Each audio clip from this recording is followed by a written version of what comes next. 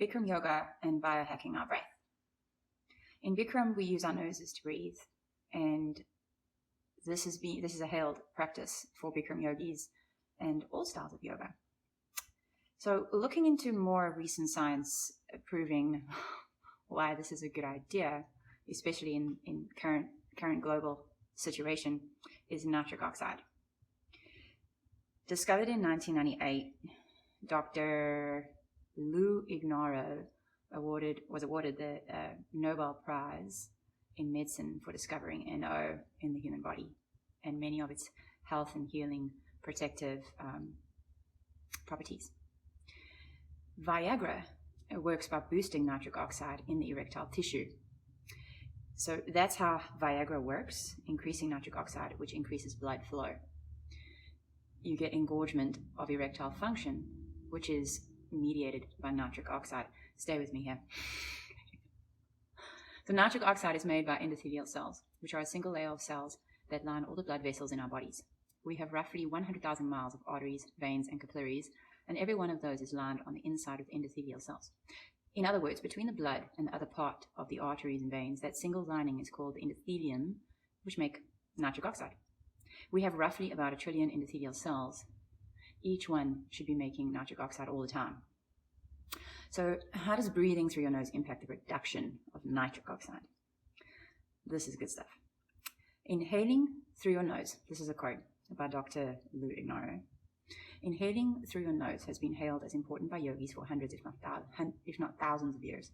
The physiological significance was discovered only about 18 years ago. They discovered that the nasal cavities, sinusoids, make a large amount of nitric oxide continuously, that when you breathe in through your nose continuously, you are going to carry that NO into your lungs. Your mouth does not produce NO. If you breathe through your mouth, you are not going to get nitric oxide into your lungs. We have cilli in the nose to filter and warm the air, which makes better oxygen exchange in the lungs, along with nitric oxide. So when NO goes into the lungs, it widens and dilates the pulmonary arteries, so more blood flows through. You want more blood flowing through your lungs because you want it to pick up oxygen. The oxygen is in the air. That has to get into the lungs. Nitric oxide also relaxes and widens your airways, like the trachea and bronchioles inside the lungs. They get wider, and it makes it easier to take in air. Air has oxygen. You increase blood flow, and you increase the oxygenation of the blood.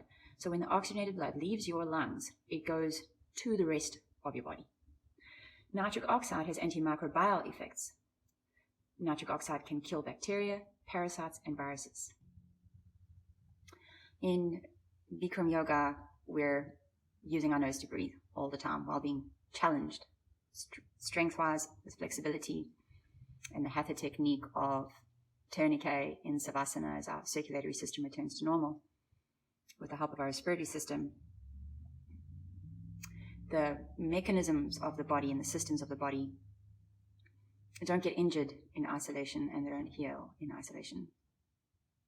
My feeling around my own practice and with this new information of nitric oxide shifts a relationship with my breath in a way that I hope can translate to your movements and your Bikram practice and your day-to-day life.